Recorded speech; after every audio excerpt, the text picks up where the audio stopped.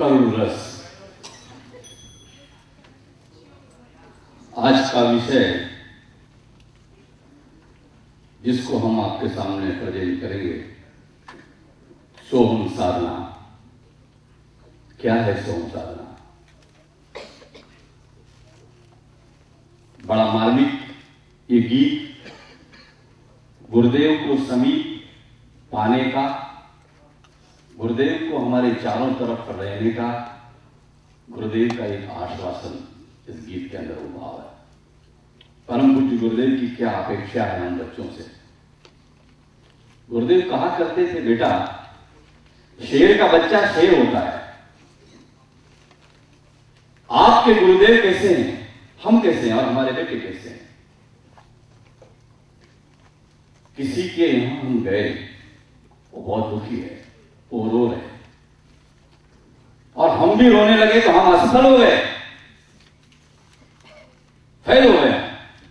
हम उसके आंसू पोंछने गए थे और उसी के साथ हम भी हो गए। साधना हमारी कमजोर है। आज हमारे भाई सब जानते हैं, अंग अवयव जान लिया अच्छी तरह से, सत्संकल्प सब पढ़ते हैं, गुरुदेव क्या है ये भी जान लिए।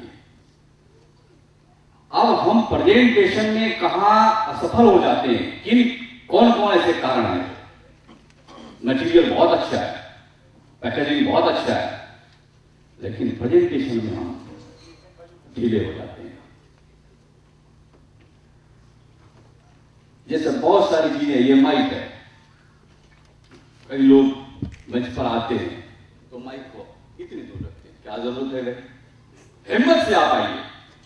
सोहम साधना क्या है? शिवोहम सोहम अयम आत्मा ब्रह्म तत्त्वमसि, ये गुण हमारे अंदर आना चाहिए। वेदांत के वो दर्शन, शांति कुंज में दर्पण लगे हुए हैं, उस दर्पण के सामने हम क्या देखते हैं?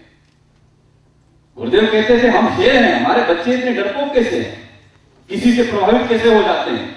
अब ये तो बहुत अच्छे हैं, इनके पास तो ऐसी प्लानिंग है, तो हमारे पास क्या कम है? हम उसको उसी हिम्मत से उसको दें। यही है सोहम साधना। सोहम, गुरुदेव जो आप है वही शक्ति आप हमको दीजिए। वो किसी से नहीं डरे। कितने लोगों ने उनका विरोध किया, ऐसे ऐसे जगह उन्होंने कार्यक्रम किए हैं। मथुरा पंडों का गढ़ है ना, जहां पंडों के सामने किसी की नहीं चलती है। आज हम गुरुदेव के एग्जाम्पल सुन रहे हैं, हमारे बड़े भाई सब बताते हैं कि गुरुदेव ने कैसे काम लिया, हमको किस व्यक्ति को कैसे बदलना है, उससे क्या काम लेना है, यह प्लानिंग हमारे माइंड में होना चाहिए। फिर आप कितना जप करते हैं, कितना स्वाध्याय किया है, और ये सत्संकल्प अंग अवयव हम कैसे बने। हमारा प्रेजेंटेशन हमारा बहुत शिथिल हो जाता है, हम किसी से संकोच होकर के बोल नहीं पाते हैं। यही हिम्मत होना चाहिए, इसी को कहते हैं सोहम। ये विज्ञान में कोश का पहला चरण है। अभी हम पहले ही स्टेप में नहीं पहुंचे। डर का कारण क्या है? हम आपको एक एक सीढ़ी ले जाते हैं, आप प्रयोग करके देखिए। ये प्रैक्टिकल करने की चीजें हैं। थ्योरी का हमने बहुत सुना है, अभी तक सुनते आए हैं, गुरुदेव को भी सुन लेते हैं, सारा स्वाध्याय हमने कर डाला, लेकिन प्रैक्टिकल क्या है? पहला स्टेप होता है उसका अन्नमय कोश का। स्वाद के ऊपर हमारा नियंत्रण होना चाहिए, तब आपकी आत्मिक शक्ति बढ़ेगी। अन्नमय कोश से शुरू होता है। कितना खाते हैं, क्या खाते हैं, थोड़ा वॉच करिए। शरीर को कितनी जरूरत है उतना ही खाइए, क्योंकि गुरुदेव ने यही किया है। उनकी वाणी और उनके शब्द में श्राप और वरदान देने की ताकत कहां से आई? जवान को उन्होंने साधा। आज हम व्रत और उपवास क्यों करते हैं? आसन तो उसका एक हिस्सा है। कहते हैं कि बॉडी के अंदर एक सीमित उसका होता है टारगेट। लोग कहते हैं 3-3 घंटे तक भाषण चलता है, कोई नहीं सुनता है। आप नटशेल में बोलिए। यहां हमको जैसे 5 मिनट दिया जाता है, आप 4 मिनट में अपनी बात पूरी कर लीजिए। नहीं, एक क्वेश्चन को हमने लंबा खींच दिया, 4 मिनट हो गया, दूसरा क्वेश्चन को 1 मिनट में बोला, 3 क्वेश्चन हमारे रह गए। क्या मतलब हुआ? मतलब हमारा प्रेजेंटेशन कहीं ना कहीं उसमें कमी आ रही है। हम जिससे भी मिलते हैं, जहां यज्ञ करवाते हैं या किसी के घर जाते हैं, किसी व्यक्ति से मिलते हैं, हम गुरुदेव की बात तो कैसी करते हैं? दर्पण के सामने आप खड़े हो जाइए, सोहम साधना, हमारे चेहरे के हाव भाव, आंखों का देखना बहुत बड़ा इफेक्ट करता है। हाथ कहां जा रहे हैं, गर्दन किधर जा रही है, ढीले खोले खड़े हैं, आप कभी इफेक्टिव और इंप्रेसिव नहीं हो सकते। बाद में ताकत ये कहां से आएगी? आप दर्पण के सामने खड़े रहिए। हम सब भटके हुए देवी और देवता हैं। गुरुदेव ने हमको चुना है, कुछ विशेष आत्माएं नहीं है। अब हम अपने आप को थोड़ा पहचान नहीं रहे हैं, पहचानिए, दर्पण के सामने खड़े हो जाइए। सो हम गुरुदेव जो आप हैं, वही शक्ति हमारे अंदर है। शेर के व्यक्ति हम शेर है, शिवो शिवो, हम जो शिव है वही मेरे अंदर है। सचित आनंद, ये सारे गुण हमारे अंदर है। जो 5 तत्व में है वही 5 तत्व हमारे अंदर है। तत्वमसि, अयम आत्मा ब्रह्म, मैं ब्रह्म भी बन सकता हूं। ये जिस दिन सोच करके आप जाएंगे, हम लोग वहां जो क्लास लेते हैं उसमें बताते हैं कि आप कहीं अगर इंटरव्यू के लिए जा रहे हैं, किसी ऑफिसर के पास जा रहे हैं, तो आप कैसी तैयारी होना चाहिए? बोलने के पहले थोड़ा एक तो प्राणायाम कर लीजिए। प्राणायाम जब आपने किया, आपके अंदर एक अलग से शक्ति आएगी। फिर शुरुआत हमको क्या करना है? फर्स्ट लफ्ज हमारा क्या निकलना चाहिए, इसको वॉच करिए, उसको धीरे से बोलिए। ऐसे करके आप बोल दिया तो गए काम से आप, वो हावी हो जाएगा, उसके ऊपर हावी हो जाएगी, उसके ऊपर उसको बोलने का मौका मत दीजिए। सर ऐसा है, ये है, ये है, ये है, ये इस कारण से ऐसा हुआ, ये है, हम इस कारण से ऐसा, कट कट कट, वो आदमी चौंक जाएगा। ये शक्ति अंदर से आएगी और इसी को कहते हैं सो हम। जो आप हैं वो हम हैं, वही शक्ति हमारे अंदर है। और ये शुरुआत होती है अन्नमय कोश से। अन्नमय कोश को कैसे सिद्ध किया जाता है, उसको डिफाइन करिए आप। आसन जो सवेरे आप किए, आसन आप थोड़ा थोड़ा करिए। आप जहां बैठे हैं ना, अभी आप थोड़ा सा पैरों को लंबा करिए, अभी नहीं करिए आप, देखो आपको तुरंत एनर्जी मिलेगी। थोड़ा सा टेका लीजिए, आराम से बैठिए, पैरों को लंबा करिए, खींचिए पैरों को ऐसे करके, फिर वापस करिए, फिर घुमाइए पैरों को, थोड़ा राउंड करिए दाएं बाएं। ये हर 3-4 घंटे के बाद करना चाहिए। अगर कुर्सी पर बैठने वाले लोग हैं, हम थक जाते हैं। क्यों थक जाते हैं? क्योंकि ब्लड का सर्कुलेशन हमारा ठीक से नहीं हो पा रहा है। आप इसको घुमा कर देखिए, शरीर हमारा ऐसा ढीला पड़ा है। सोफे भी आजकल ऐसे हैं ना कि वो उसके जैसे सोफा का साइज होता है वैसे बॉडी का साइज हो जाता है। अब विदाउट हैंडल की कुर्सी पर आप बैठने का अभ्यास कीजिए। नहीं, थोड़ा सा उसमें वो होना चाहिए, बटन नहीं होना चाहिए, आराम से थोड़ा पैर भी लंबे हो जाए, थोड़े सूख जाए। आप शरीर को अगर आपने छोड़ दिया तो ये चला जाएगा। सोम साधना अभी बहुत आगे है। ये पहला स्टेप है कि हमारे एक मसल्स बॉडी हमारे कंट्रोल में होना चाहिए। कब हाथ उठना चाहिए, कब आंखें दिखना चाहिए, कैसे उठना चाहिए। ये अन्नमय कोश का पहला चरण है आसन। दूसरा स्टेप है उसका प्राणायाम। फ्रेश एयर में आप प्राणायाम लीजिए। कई भाइयों ने यहां पर बताया कि साहब यहां तो बहुत बर्फ पड़ती है, ठंडी पड़ती है, हम कैसे प्राणायाम करें। हमने कहा कि आप खिड़की के विंडो को 1 इंच खोल लीजिए। 1 इंच में से तो कोई बहुत 0 डिग्री टेम्परेचर अंदर नहीं आएगा, लेकिन थोड़ी फ्रेश एयर आएगी। हम एसी की गाड़ी में रहते हैं, एसी के मकान में रहते हैं, एसी हॉल में रहते हैं, सारी जिंदगी एसी में ही। एसी में कौन सा प्राण तत्व है आप हमको बताइए। ये कारपेट में बहुत सारी ऐसी चीजें हैं कि जो प्राण के अलावा कुछ और चला जाता है। आज हमको एलर्जी की और इसकी साइंस की प्रॉब्लम क्यों हो जाती है? प्राणायाम कहां करना चाहिए, कब करना चाहिए, इसका एक सिस्टम होना चाहिए बॉडी के अंदर, तभी प्राण शक्ति बढ़ेगी। प्राण शक्ति ऑक्सीजन नहीं है और उसका टाइमिंग होता है। आप सवेरे खाली पेट विंडो की खिड़की इतनी भले बाहर बर्फ पड़ी हो, टेम्परेचर को रखिए, लेकिन हल्की सी खोलिए और फ्रेश एयर में आप अनुलोम विलोम प्राणायाम करिए, प्राण शक्ति बढ़ेगी, बैठेगी। आज वही हमारी जो अंदर के जो फाइटिंग वाले सेल है वो दुर्बल हो गए हैं। बाहर के कोई भी वायरस बैक्टीरिया अंदर आते हैं और वो रोग का घर बना देते हैं, क्योंकि उसको रहने का स्थान मिल गया।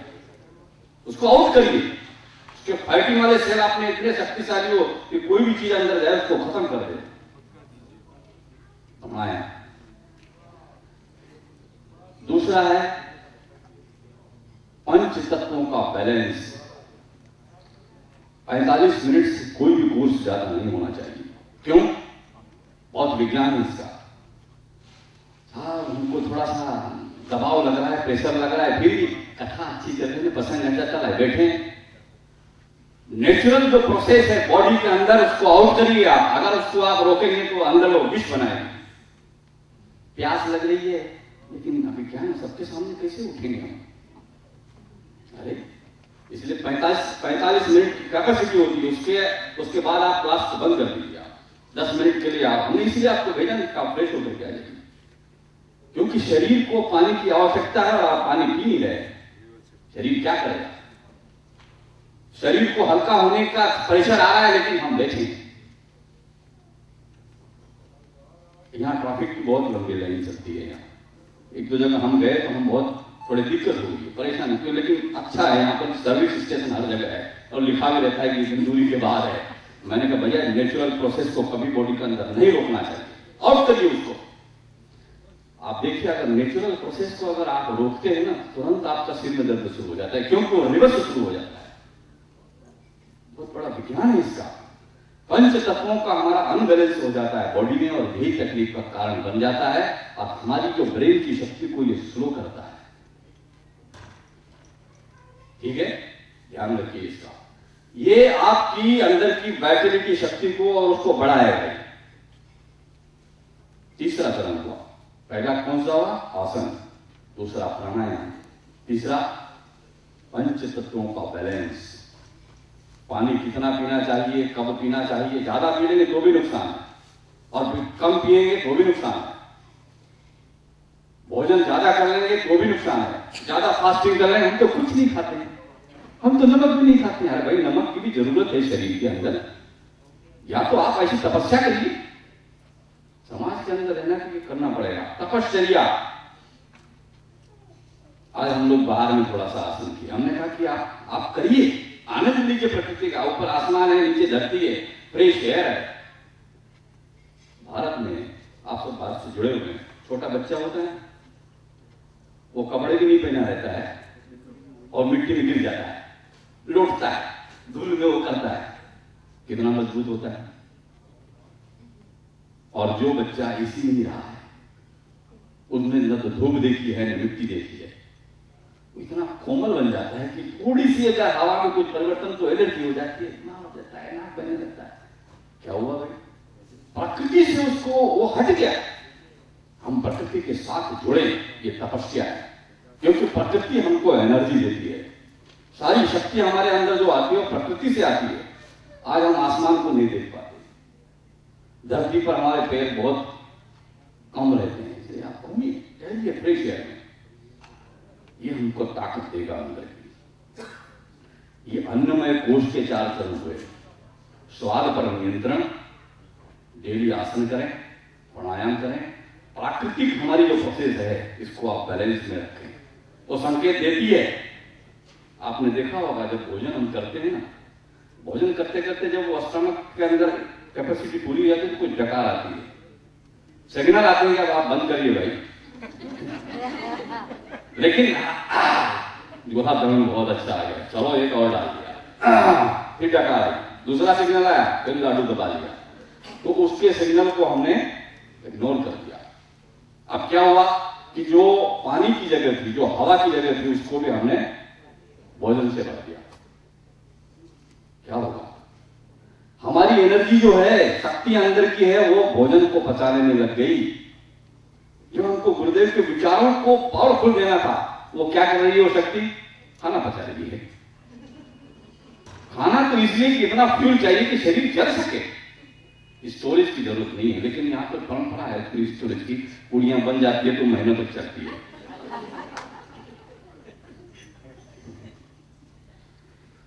तो ये क्या चीज है कि शरीर के हर चीज को हम लोग जरा अध्ययन करें। अब ये सोम सामना बहुत दूर है। ये अन्नमय कोष में एक ही है कि आप उपवास करते हैं या नहीं। गुरुवार या रविवार एक दिन आप उपवास करें। हमने एक दो भाइयों को बताया वो रविवार का उपवास करते हैं, और रविवार के दिन प्रोग्राम बहुत सारे होते हैं यहाँ सैटरडे संडे। तो हमने उनको सजेशन दिया कि आप रविवार का व्रत मत करिए, आप गुरुवार का करिए। गुरुवार और रविवार एक ही है, क्योंकि किसी के यहाँ आप जा रहे हैं, सब लोग भोजन खा रहे हैं, मेरा तो व्रत है, आप अलग हो गए उससे। आप गुरुवार को करिए, फास्टिंग करना है आपको। 2 बार में से आप एक दिन कर लीजिए, शरीर को थोड़ा रेस्ट देना है, उससे आपकी पाचन शक्ति बढ़ेगी। शरीर के अंदर पाचन और निष्कासन प्रॉपर होना चाहिए, तभी अन्नमय कोष की साधना परिपक्व होती है। तो सप्ताह में एक दिन का व्रत करें, इससे क्या होगा? हमारी आत्मिक शक्ति बढ़ेगी, इनर पावर बढ़ेगा। हमारी वाणी में, हमारे विचार में, हमारे कार्य में एक शक्ति आएगी व्रत से, तपस्या से। लेकिन तपस्या का प्रदर्शन नहीं करें। हमारे कई सारे भाई लोग ऐसे मिल जाते हैं, हमको हमने इतने सारे परिश्रम कर लिए हैं, अब हम सीधा हमारा संपर्क जो है ना दादा गुरुदेव से हो गया है। बहुत अच्छा आपको प्रणाम, आप चले जाइए हिमालय में, या फिर यहाँ समाज में आपकी क्या जरूरत है, क्योंकि आप डायरेक्ट कांटेक्ट हो गया है आपका। तो आप करिए व्रत, लेकिन उसका बखान मत करिए। हाँ, हमारे शांति कुंज में ऐसे बहुत आते हैं। शांति कुंज में हम लोग, शांति भाई राजकुमार जी सब सीबीआई के आदमी हैं, तो हम लोग सब देखते रहते हैं कि किसकी कुंडली जग रही है, किसका चक्र हिल रहा है, किसके थोड़े स्क्रू ढीले वाले हो गए हैं। एक व्यक्ति रात को 2 बजे 4थी मंजिल पे चढ़ गया, जय बजरंगबली गुरुदेव, दादा गुरुदेव मैं आपके पास आ रहा हूं, और कूद गया वहां से। दोनों पैर उसके टूट गए, उसको भर्ती करना पड़ा। उसके परिवार वालों को बुलाया, भाई जाओ इसको ले जाओ। अतिवाद, अध्यात्म में अतिवाद नहीं होना चाहिए। हमारे जो परिजन हैं, जो पब्लिक डीलिंग करते हैं, आप सब क्या PRO, पब्लिक रिलेशन ऑफिसर, नहीं यही हुआ ना, मेरे को ज्यादा नहीं होता है ना, PRO। हम लोग सब गुरुदेव के दूत हैं, एम्बेसडर, गुरुदेव को रिप्रेजेंट कर रहे हैं। तो हमारे अंदर ऐसे हलचल होना चाहिए, उनको बताने की। हमारे चेहरे पर सबसे बड़ा इफेक्टिव होता है हमारा फेस। आदमी ये नहीं देखता कि ये इसका हाथ कितना अच्छा है, वो क्या देखता है? सीधे उसकी नजर आंख पर पड़ती है। आंख एक ऐसी चीज है कि बहुत सारी चीजें इसी से प्रस्तुत हो जाती है। इसमें प्रेम है, इसमें करुणा है, इसमें दया है, इसमें क्रोध। आंख नहीं है, आंख ऐसी दिख जाती है तो डर जाता है। आंख नहीं सब कुछ है। तो हम जहां भी जिससे भी मिले, हमारी आंख में क्या होना चाहिए? प्रेम। प्रेम ही ऐसा शस्त्र है, प्रेम ही सब कुछ है। ये जितना ये जो परिवार आज हम देख रहे हैं, हम किसी को भी अगर बदलने का मादा अगर रखते हैं और बदलना चाहते हैं, आंखों में प्रेम रखिए, भय नहीं। गुरुदेव माता जी ने जो परिवार बनाया है, प्रेम से बनाया है। प्रेम। कई भाई हमको ऐसे प्रश्न करते हैं कि बच्चे हमारे नहीं सुनते हैं, या हमारी पत्नी नहीं हमारा सुनती है। कई लोग बोलते हैं कि हमारे पति नहीं सुनते हैं। आप प्रेम का आप उपयोग करिए। आप किसी बालक को बोल दीजिए कि अगर आज आप ये काम अगर हमारी बात नहीं मानेंगे, तो आज मैं थोड़ी व्रत करूंगी, उपवास करूंगी, फास्टिंग करूंगी, क्योंकि मुझे कष्ट है कि आज आपने मेरी बात नहीं मानी। हम गारंटी देते हैं कि वो हिल जाएगा अंदर से। आप दिमाग से मत उसको समझें। आज हम क्या करते हैं, पढ़ लिए हैं बहुत ज्यादा गुरुदेव के विचार, दिमाग से तर्क देते हैं, नहीं गुरुजी ने यहां ऐसा कहा है, यहां ऐसा कहा है, यहां ऐसे होना चाहिए, आप सिद्धांत के ऐसे कर रहे हैं। अरे आप दिमाग से, क्योंकि आपने पढ़ा है, हो सकता है उसने आपसे ज्यादा पढ़ लिया होगा। दिमाग से किसी को आप नहीं बदल सकते। प्रेम की भाषा पशु पक्षी भी जानते हैं। अन्नमय कोष से आप शुरुआत करिए, थोड़ा नियमित आप उपवास को अपनाइए, थोड़े मोड़े आसन करिए अपने फिजिकल स्ट्रेंथ के हिसाब से। जरूरी नहीं कि वो फलाने तो बहुत सारे कठिन आसन लगा लेते हैं, हम कैसे लगाएंगे, नहीं, आप अपने हिसाब से करिए आसन। पंच तत्वों का बैलेंस रखिए, थोड़ी तपस्या करिए, फिर प्राणमय कोष में मुक्ति पहुंचता है। उसमें प्राण में भी, प्राण शक्ति को जब तक आप नहीं बढ़ाएंगे, जो हम श्वास लेते हैं, इसके साथ साथ ऑक्सीजन के साथ एक प्राण तत्व भी रहता है, जो इलेक्ट्रिसिटी जिसको हम बोलते हैं, वही सब दुर्गम रही। वो जब मजबूत हो जाएगी तो फिर आगे की क्रियाएं बढ़ेगी। अगला कोष है मनोमय वाला। मनोमय कोष के लिए हम ध्यान करते हैं। ध्यान किसका करते हैं? इसमें कितने ऐसे हैं जो पब्लिक से जुड़े हुए हैं और ध्यान करते हैं? जरा हाथ खड़ा करें। बाकी की ध्यान नहीं करते, मेडिटेशन नहीं करते। ठीक है, आप मेडिटेशन करिए। मेडिटेशन में क्या करें, क्या सोचें, क्या विचार करें? आप 5 ही मिनट बैठिए, घंटों बैठने की जरूरत नहीं है। अगर घंटों आप माला घुमा रहे हैं लेकिन मन आपका कहीं और घूम रहा है, तो ऐसे ध्यान से कोई मतलब नहीं है। गुरुदेव की जो ध्यान है, कैसेट लगा करके आप करें। जब भी ध्यान करें, साउंड कम होना चाहिए, लाइट कम होना चाहिए। हो सके तो आप केवल दीपक जला करके ध्यान करें। और गुरुदेव जो कह रहे हैं, उनके शब्दों को आप अंदर ले जाइए।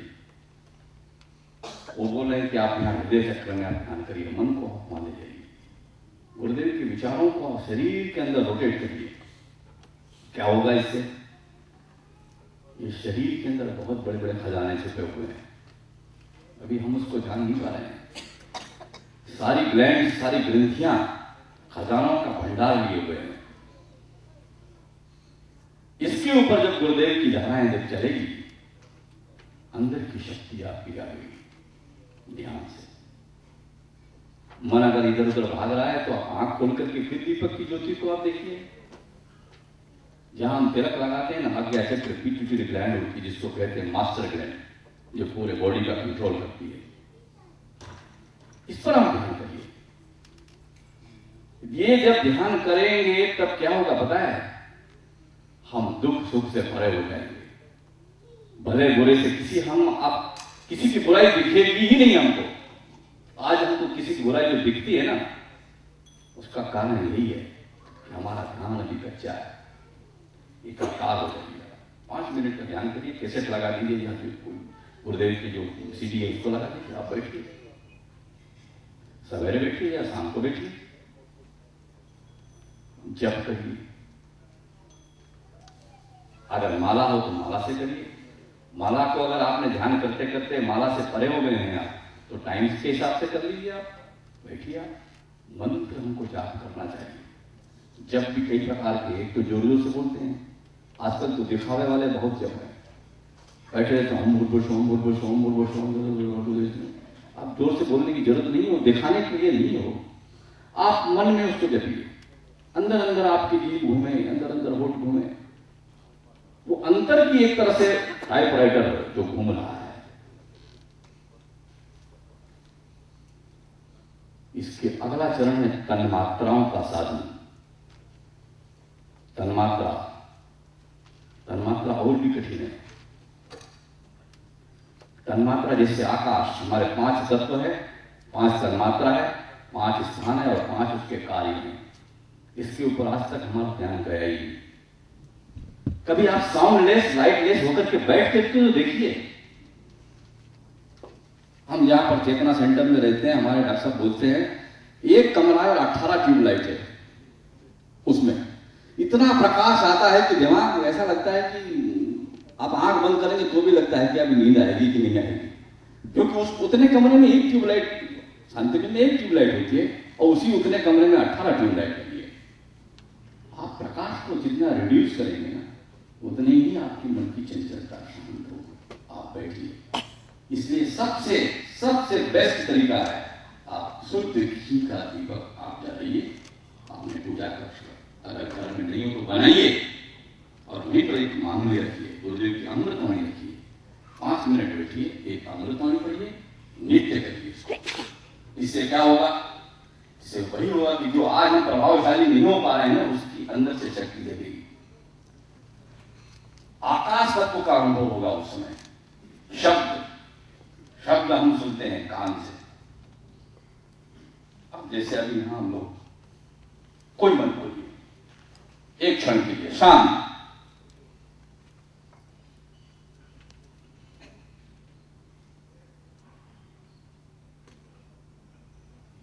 अब आप कान को ले जाइए, दूर ले जाइए, हाईवे पर ले जाइए, सुनिए वहां पर कुछ हो रहा है क्या, फिर उसको अब धीरे धीरे पास में लाइए।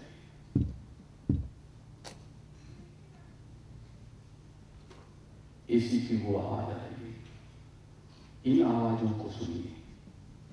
जब ये साधना करेंगे आप, तो धीरे धीरे इसकी कैपेसिटी इतनी बढ़ेगी कि ब्रह्मांड में क्या क्या हलचल हो रही है ना, वो भी सुनाई देने लगती है। महापुरुष यही करते हैं, तन्मात्राओं की साधना करते हैं। बहुत सारे पशु पक्षी ऐसे हैं जिनको अर्थक्वेक आने का होता है, उसके बहुत पहले उनको सूचनाएं मिल जाती है। कहां से मिली? उसकी जो कर्णेंद्रिय है, कान की शक्ति है, वो भगवान ने ऐसा इंस्ट्रूमेंट फिट करके दिया है तो उस हलचल को सुन लेता है। हमारे अंदर भी है ऐसी शक्ति, लेकिन हम इतने लाउड वाले सुन के इसकी कैपेसिटी को बंद कर दिया है। और आजकल तो वो आ गया ना, कान में और लगा लेते हैं हेडफोन, और उसमें लगा करके इतनी जोर जोर से आवाज सुनते हैं कि इसकी जो श्रवण शक्ति की जो साइकिल है ना, वो सारे ब्रेक हो चुके हैं। आप पूजा में इस शक्ति को बढ़ाइए, तन्मात्रा साधन। मोबाइल चार्जर भी रखते हैं लोग।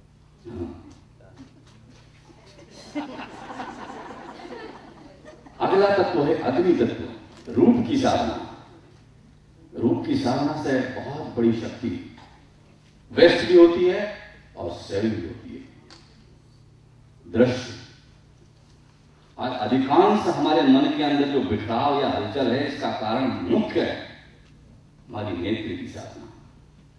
किसी दृश्य को अगर हम देख लेते हैं तो पूरा दिमाग हिल जाता है। क्या जरूरत है उसको देखने की? आजकल हमारी टेक्नोलॉजी, इंफॉर्मेशन ने लोगों के दिमाग को अगर खराब किया है, किसी ने किया है। जितने सारे चैनल्स आते हैं, क्या आता है उसमें? वहां टूट गया, वहां फट गया, वो ऐसा हो गया, वो वैसा हो गया। आदमी बैठे वहीं घबराएगा। अरे खोलिए मत टीवी को, क्या जरूरत है उसकी? उससे क्या मिलेगा आपको? ब्रह्मांड में क्या हो रहा है, कौन सी घटना हो रही है? आज के 100 साल पहले भी लोग थे, हमसे ज्यादा आनंद में रहते थे। आज तो इंफॉर्मेशन का बम्बार्डमेंट हो गया, माइंड के अंदर हिल गया है ये दिमाग, और कुछ सोचने के लिए जगह नहीं रही इसके पास। अच्छी चीजों को आप आह्वान करिए। अगर लाइफ के अंदर कोई बुरी घटनाएं हुई है, उसको भूल जाइए। आप उन क्षणों को याद करिए जो आनंद दिया हुआ है आपको, उन्हीं को रखें। बाकी डिलीट इरेज तो होते हैं ना सिस्टम, उसमें डिलीट का ऑप्शन होता है। नहीं, हम रखे हुए हैं। 50 साल पहले वो बाबूजी ने मेरे को ऐसा बोला था, देखूंगा मैं आप इसको, मेरे साथ ऐसा किया था। ईर्ष्या द्वेष की घटनाएं दिमाग में रखी हुई अभी तक, को क्या जरूरत है गार्बेज को? अरे फेंको उसको, यहाँ तो है यूज एंड थ्रो, यहाँ तो अमेरिका का सिस्टम है, सब रखते हैं, डब्बा पिया फेंक देते हैं उसको, घर में रखने को। लेकिन अभी भी कई लोगों को है, वो घर में आप देखो ना, ऐसा बिल्कुल एकदम भर रखा है, कोई कबाड़ उसका खाली नहीं है। क्या है? सब कचरा भरा हुआ है। ये दिमाग सुपर कंप्यूटर। नेत्र की साधना यही है कि इसमें अच्छे फोटोग्राफ डालिए। दिव्य जो ऐसे हैं जो घृणा वाले हैं उसको हटा दीजिए। जब ये साधना आप कर लेंगे ना, आंखों में आपकी इतनी प्राण शक्ति आ जाएगी कि आप जिससे भी बात करेंगे उसको हिला कर देंगे। बेकार की चीजों को मत रखिए, देखिए मत उसको। नहीं, हम तो इंटरेस्ट लेते हैं उसको। हाँ, कान से भी इंटरेस्ट लेते हैं, दिमाग की आंख से भी लेते हैं। इस मन के अंदर दो ही इनपुट है। हमारे डॉक्टर साहब बताते हैं कि कंप्यूटर के अंदर अगर आप कोई इनपुट या प्रोग्राम लोड नहीं करेंगे तो आउटपुट नहीं निकल सकता। हमारे इस दिमाग के अंदर इनपुट आंख से और कान से सबसे ज्यादा जाता है। अच्छी चीजों को डालिए, बेकार चीजों को मत डालिए। इसके अंदर ऐसी दिव्य चीजों को भरिए, भंडार खजाना, और फिर उसी को निकालिए।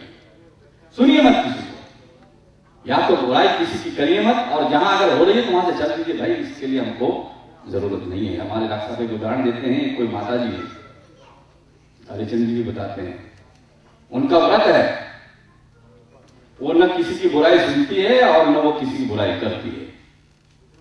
सिंपल माता जी, आज उनकी वाणी में और आंखों में इतनी शक्ति है, जिसको जो बोल देती है वो होने लग जाता है। ये कहां से आ गया? नेत्र की साधना और कान की साधना। तन्मात्राएं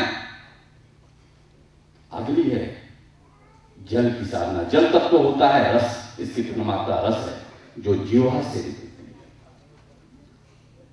जीवा दो काम करती है, एक बोलने का और एक खाने।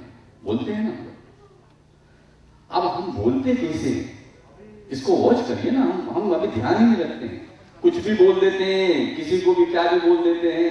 उसमें आप रस बोल करके बोलिए। किसी का फोन आए, किसी को हम फोन करें, हाँ हेलो भाई साहब कैसे हैं, अच्छा अरे आपको हमने नींद में डिस्टर्ब कर दिया, सॉरी, कोई बात नहीं। तो सामने से बात नहीं, नहीं नहीं कोई बात नहीं, आप बात करिए। ये आपने बड़ी बड़ी बात कही। और इसी को, इसमें खर्च क्या है बताइए? कोई डॉलर लगता है क्या? कोई खर्च नहीं है। लेकिन इसको आजमा करके देखिए तो सही आप। अब यही वाणी में अगर आप कड़वाहट डाल देंगे, खिज डाल देंगे, झल्लाहट डाल देंगे, हाँ कैसे हैं, अच्छा अच्छा, उपवास वाली बातें आजकल बहुत होती है, किसी को चिढ़ाने की मजा लेते हैं ना। मतलब वो कष्ट में हो सामने वाला तो हमको मजा आएगा। वाणी का कितना बड़ा उपयोग है। हम कहते हैं कि हमारा मंत्र सिद्ध नहीं हो रहा है, हम तो इतना जप करते हैं, इतने साल से करते हैं, इतना अनुष्ठान किया है, फायदा नहीं हुआ। क्या कारण है उसका? उसका यही है कि जीव के ऊपर हमारा संयम नहीं रहा। कुछ भी बोल देते हैं, कहीं भी बोल देते हैं, किसको क्या बोल दिया है, बाद में भी सोचते हैं साधने के साधक बन जाएंगे। अगला तत्व है वायु, और वायु की तन्मात्रा है स्पर्श, त्वचा, जो हमको सर्दी गर्मी हवा इसका एहसास कराती है। हम केवल सोचते हैं कि केवल नाक ही सांस लेती है, केवल नासिका सांस नहीं लेती है, शरीर का रोम रोम हमारा सांस लेता है। इसलिए योगा एक्सरसाइज में हम लोग जो बताते हैं कि सिंथेटिक कपड़े बहुत ज्यादा न पहने, टाइट कपड़े नहीं पहने, कभी आप ढीले कपड़े पहनिए, आप कॉटन वाले पहनिए, थोड़े शरीर के अंगों को हवा लगनी चाहिए, तब उसके अंदर सारी शक्ति आएगी। आप इतने टाइट कपड़े पहन लेते हैं कि कभी कभी तो शरीर के ऊपर निशान पड़ जाते हैं, ब्लड का सर्कुलेशन रुक जाता है। इसलिए यज्ञों में धोती कुर्ता पहनाते हैं, लंबी देर तक आप बैठ सकें। अब कमर में बेल्ट बना हुआ है और पालथी मार करके बैठ गए हैं, कमर इतनी टाइट हो रही है, ना आपका पूजा में ध्यान लगेगा, न भक्ति में ध्यान लगेगा, न कहीं ध्यान नहीं लगेगा, क्योंकि शरीर आपने अनुकूल आपका आसन नहीं बनाया है। तो ये तन्मात्रा साधन के, ये पंच तत्वों के जो ऊपर आप ध्यान देंगे, तब हमारा ध्यान आगे बढ़ेगा। अब ध्यान सबके लिए अलग अलग होता है। आप पहले अपनी प्रकृति को समझिए। हम क्या करते हैं, अक्सर ये होता है एक साथ हम सारी चीज खा लेते हैं, दही भी खा रहे हैं, दूध भी खा रहे हैं और वो जूस भी पी लिए हैं, तो क्या हुआ भाई अंदर में? मतलब विरुद्ध आहार सबसे खतरनाक होता है। हम देखें अपनी प्रकृति को, नहीं साहब वो भी जूस पी रहे हैं, हम भी पी लिए, तो आपको तो भाई सर्दी हो जाएगी, क्योंकि आपको खट्टा जो है ना, आपकी बॉडी एग्जैक्ट उसको एक्सेप्ट नहीं कर रही है, आप मत खाइए, छोड़ दीजिए उसको। आपकी, क्योंकि सबकी फिजियोलॉजी अलग अलग है, तो प्रकृति को समझ करके आप कोई कार्य करेंगे तो आप स्वस्थ रहेंगे। ध्यान भी इसी तरह से है। अगर हमको बहुत गुस्सा आता है, क्रोध आता है, और फिर किसका ध्यान करना है, उगते हुए सूर्य का लाल है, तो और लाल हो जाओगे ना। उस समय आप, डॉक्टर साहब ने 10 प्रकार के ध्यान का वर्णन किया है। अगर आपको बहुत ज्यादा चिड़चिड़ापन है, गर्माहट, हिमालय का ध्यान करिए। हिमालय हमेशा शांति प्रदान, चंद्रमा का ध्यान करिए, झरने का ध्यान करिए।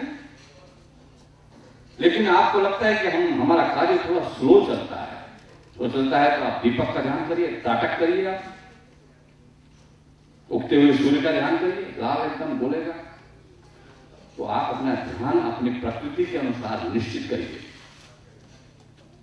फिर आप देखिए, हमारी भाषण संभाषण की क्लास में जो दूसरे टिप्स से चल रहे हैं, उसमें यही बताते हैं कि हमारा प्रेजेंटेशन कैसा होना चाहिए, चेहरे के हाव भाव हमारे कैसे होना चाहिए, शब्द रचना कैसी होनी चाहिए, और सामने वाले के पास समय कितना है, उस हिसाब से बात करेंगे तो आपकी बात को इग्नोर कर देगा। अब उसके पास 5 ही मिनट समय है, 10 मिनट है, और आप दिए जा रहे हैं, तो थोड़ी देर, भाई साहब नमस्कार, अगली बार मिलेगी, चल देगा, तो आप असफल हो गए। हम सब गुरुदेव के डॉक्टर हैं। आप पहले पेशेंट की नब्ज को देखिए, जिससे भी आप मिलते हैं ना, अपनी सुनाना शुरू मत करिए। अभी अक्सर होता है, क्यों में यही होता है, किसी से फोन पर भी बात करते हैं तो आप नहीं शुरू, गुरुदेव ऐसे थे, गुरुदेव ने ये किया, इतना साइड किया क्या। अरे भाई, उसकी तो पहले हालचाल तो पूछ लो कि वो कहाँ है, कैसे है। गुरुदेव के पास कोई व्यक्ति जब मिलने आते थे, गुरुदेव क्या करते थे आपको पता है, वो अपना काम रोक करके उनको बैठा करके, हाँ बेटा यात्रा कैसी रही, और घर में कौन कौन है, और कोई दिक्कत तो नहीं हुई, भोजन किया कि नहीं किया, कितने दिन रहोगे, अच्छा ठीक है, सब पूछ लेते थे। उसको खाली कर दिया, ठीक है, और उसके बाद फिर गुरु जी अपनी बात करें। ये हमारे अंदर गुण होना चाहिए। आप जिससे भी मिले, पहले आप उसकी जरा पूछ ले। अब कई लोग हमसे ऐसे मिलते हैं कि जिन्होंने बहुत कुछ थोड़ा पढ़ रखा है, वो अपना ज्ञान बताना चाहते हैं, और हम अपना ज्ञान बताना चाहते हैं। अब ना हम उनको बता पा रहे हैं, और उनका ना हम सुन पा रहे हैं। वो भी दिए जा रहे हैं, हम भी दिए जा रहे हैं। नहीं, उपासना ऐसी करनी चाहिए, वो बोले कि नहीं, इसमें तो ऐसा लिखा, ऐसी करनी चाहिए। अब वो चल रहा है, बहस चलती रही, कुछ रिजल्ट नहीं मिला। आप तो कोई भी जैसे मिले, उससे पूछिए, हाँ ऐसा, अच्छा अच्छी साधना कर रही, अच्छा क्या जपते हैं, अच्छा ये जपते हैं, फिर उसमें क्या होता है, अच्छा ये होता है। इतने प्रश्न करिए कि उसके बाद आप तो कुछ नहीं बता, बता दिया मैंने। तो अब आप सुनिए, ये और आप कर दीजिए, अच्छा, तब हम सफल हो जाएंगे। अब काम बहुत बड़े करने हैं, और हमको इफेक्टिव बनना है। हम इतने दिनों से गुरुदेव के साथ जुड़े हुए हैं, गुरुदेव को इतना जानते हैं, इतना पढ़ लिए हैं, पहले खुद करेंगे ये जो सारे सूत्र बताए हैं, फिर दर्पण के सामने खड़े हो जाएंगे। सो हम अपने फेस को देखते हैं, हमारी आंखें किधर जा रही है, हाथ किधर जा रहा है, चेहरा किधर जा रहा है, बनावट किधर जा रही है, कहीं मुंह टेढ़ा मेढ़ा तो नहीं हो रहा है, नहीं थोड़ा ठीक करिए, नहीं इस शब्द को ऐसा बोलेंगे। फिर आप परमात्मा का अंश हूं मैं, ऐसा मान करके आप उसमें वक्तव्य दीजिए, अपनी बात अपने को सुनाइए। सोहम शिवोहम सच्चित आनंदमय सच्चिदानंदोहम तत्वमसि अयम आत्मा ब्रह्म। ये जब साधना हो जाएगी सोहम की, फिर हम जहां भी जाएंगे, कुछ नहीं भी बोलेंगे ना, तो फिर हम मैसेज दे देंगे। लोग आपके पास आएंगे पूछने के, अरे भाई ये इनके पास कुछ है, वो क्या उनको दिखाई देगा, वो आपके चेहरे की पवित्रता, चेहरे का ओजस, चेहरे का तेजस, जो उसको इफेक्ट करेगा। अभी क्यों हम सोचते हैं कि क्यों हम वाणी से बोलते हैं, नहीं, इसके अलावा भी बहुत सारी चीजें हैं हमारे अंदर, और वो प्रभावित करती है। महर्षि रमन, आप नाम सुने होंगे, कभी उन्होंने प्रवचन नहीं किया, लेकिन जब वो प्रवचन के लिए जब बैठते थे, केवल ध्यान में बैठ जाते थे, और उनके श्रोता कौन थे पता है, जंगल के सारे पशु पक्षी, शेर हैं, हिरन है, पक्षी है, सब बैठ जाते थे, एक साथ बैठे। क्या साथ दिया था उन्होंने? इन्हीं परमात्माओं की साधना की थी, परमात्मा के साथ वो बात करते थे। और वो पशु पक्षी उनको अपना ही रूप मानते थे, परमात्मा का रूप मानते थे। तो ईर्ष्या, द्वेष, क्रोध, कुड़न, धन से परे हो गए। तो यही हम साधना करें, आगे बढ़ें और जबरदस्त धमाका वाला कार्य करें। एक साल हमारे पास है, इतने लोगों को हम जोड़ दें, जिससे मिले वो आपके भगत हो जाए, आपके नहीं, गुरुदेव के, क्योंकि हम गुरुदेव के प्रतिनिधि हैं। बस आज की बात यही समाप्त, समय हमारा हो चुका है। ओम शांति शांति शांति।